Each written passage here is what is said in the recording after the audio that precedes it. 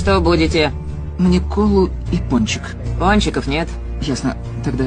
Тогда мне просто кола и все. Колу. А вам? Кофе. Кофе. И омлет. Завтраки только по утрам. Почему? Потому что так сказано в меню. Но яйца-то есть. Есть. И сковородка. Да.